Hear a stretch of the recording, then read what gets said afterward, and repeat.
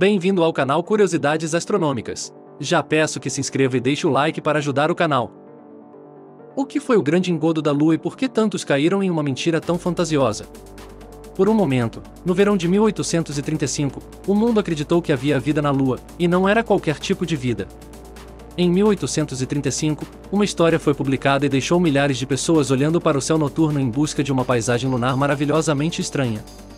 Tudo começou na Escócia, com um artigo intitulado Grandes Descobrimentos Astronômicos, publicado na revista científica Edinburgh Journal of Science.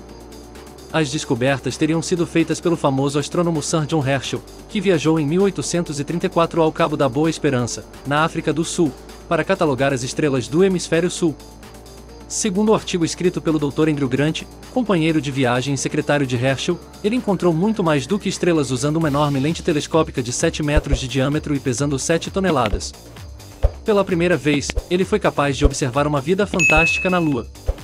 O jornal americano New York Sun chamou a atenção para a descoberta, publicando o artigo de Grant em uma série de 6 capítulos. O artigo afirmava que não só havia água na Lua, mas que suas rochas estavam cobertas de flores vermelhas semelhantes às papoulas na Terra.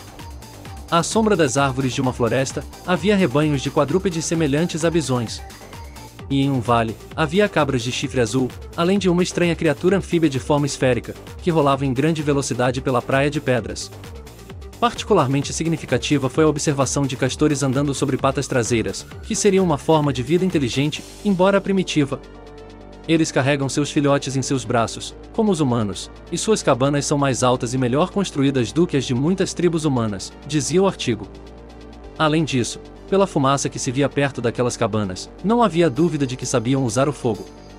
O toque final foi a descoberta dos chamados homens-morcego, cujo nome latino era Vespertilio Homo, disse à BBC o escritor Matthew Goodman, autor do livro The Sun and the Moon, O Sol e a Lua, em tradução livre. Essas criaturas de 1,2 metro de altura voavam e falavam, construíam templos e faziam arte e fornicavam em público. A quarta parte da série de artigos falava de seres humanos alados. Para tirar dúvidas, esclareceu que Herschel publicaria um relatório detalhado, junto com certificados de autoridades civis, religiosas e científicas que testemunharam os achados durante uma visita ao observatório. A última parte descrevia as atividades de um novo grupo de Vespertilio Homo que haviam encontrado, em todos os aspectos, uma variedade melhorada das espécies, e concluía que havia um estado universal de harmonia entre todas as classes de criaturas lunares. Mas as observações tiveram que ser suspensas porque o telescópio foi deixado em uma posição em que os raios do Sol se acumularam na lente e provocaram um incêndio no observatório. Depois que tudo foi consertado, não foi mais possível avistar a Lua. No entanto, garantia Grant, Herschel em um futuro próximo relataria uma espécie ainda maior de Vespertilio Homo que era infinitamente mais bonita e era apenas menos encantadora do que as representações de anjos feitas pelas mais imaginativas escolas de pintores. A série causou uma sensação tremenda.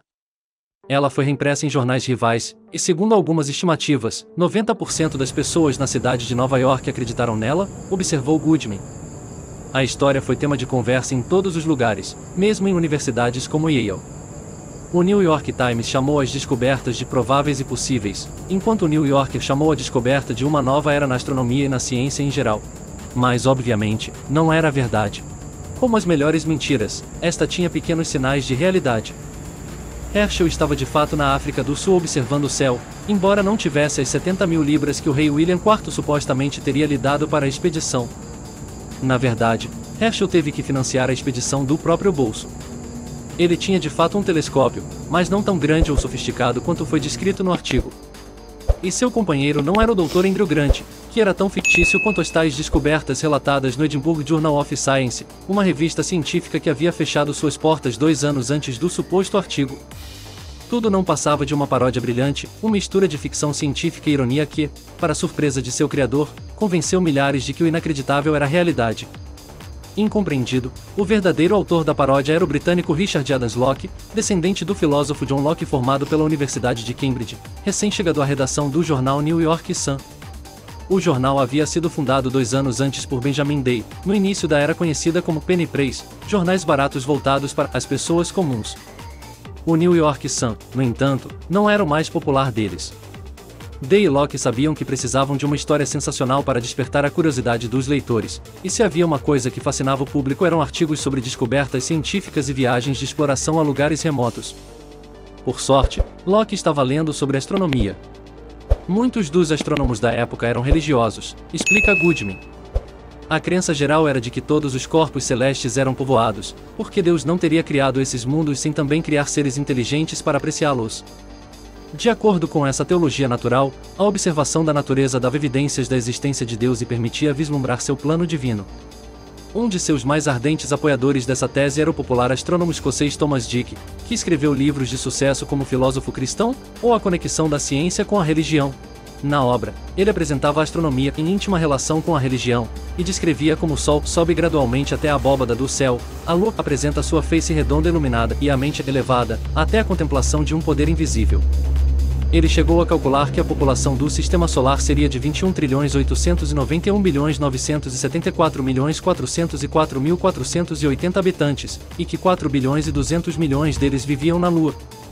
Locke tinha uma opinião muito diferente sobre essas teses. Para ele, a religião não tinha lugar na pesquisa científica, disse Goodman. Então ele decidiu escrever uma série de artigos satirizando as crenças daqueles astrônomos religiosos e disse: se você acha que existem criaturas na Lua, eu lhe darei morcegos lunares, e se você acha que há água, eu lhe darei mares, e eu vou revestir tudo com o tipo de retórica grandiosa e científica que usam. A ideia de Locke era expor como essas ideias eram absurdas.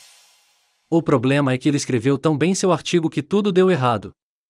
O que ele não previu, e está é a grande ironia do engodo lunar, foi que as pessoas tinham sido tão educadas nas ideias desses astrônomos religiosos que, quando esses artigos saíram, eles apenas acreditaram que eram verdade, porque eram muito parecido com o que eles já estavam lendo, diz Goodman. Locke ficou muito aflito, mas sentiu que não tinha o direito de revelar a verdade porque a série pertencia ao dono do jornal. E, ainda por cima, a série começou a ser publicada em todo o mundo, há ilustrações do século XIX com morcegos da Lua em vários estilos artísticos. Antes que a verdade fosse revelada, nos Estados Unidos grupos religiosos arrecadaram dinheiro para levar Bíblias à Lua, enquanto em Londres, a Sociedade Filantrópica organizou reuniões para aliviar as necessidades do povo da Lua e, sobretudo, abolir a escravidão, caso ela exista entre seus habitantes. O astrônomo Herschel demorou a descobrir o que havia acontecido e, quando lhe mostraram os artigos, ele achou graça. Sua esposa escreveu que a narrativa lunar era tão bem fundamentada com detalhes minuciosos que não era culpa dos nova-iorquinos que eles acreditaram e que era uma pena que não fosse tudo verdade. Thomas Dick, o principal alvo da paródia, respondeu a Locke em sua obra Cenário Celestial, de 1837, dizendo que todas essas tentativas de enganar eram violações das leis do Criador, que é o Deus da verdade. Para consolo de Locke, alguns entenderam a sua sátira. Um deles foi o cientista francês François Arago, que leu os artigos para a Academia de Ciências de Paris em uma sessão constantemente interrompida por risadas escandalosas e incontroláveis. O escritor Edgar Allan Poe disse que soube imediatamente se tratar de uma piada. Ele ficou muito impressionado com a narrativa requintada e descreveu Locke como um dos poucos homens de gênio inquestionável. Quando a série chegou ao fim, o New York Sun havia se tornado o jornal mais lido do mundo e, embora nada disso fosse verdade, suas vendas não diminuíram. O jornal nunca reconheceu publicamente a mentira. Um editorial divertido publicado em 2010, 175 anos após o grande engodo da Lua, dizia: uma das coisas que uma longa vida como jornalista nos ensinou sobre correções é que, por mais obrigatórias que sejam quando a verdade é conhecida, você não deve se precipitar. Por enquanto, vamos apenas dizer que estamos cientes da alegação de que não há homens-morcego nem na Lua ou aqui. Fiquem seguros de que estamos investigando isso. Vocês podem voltar a consultar este espaço em 25 anos. Gostou? Então inscreva-se e deixe o like para ajudar o crescimento do canal. Até a próxima!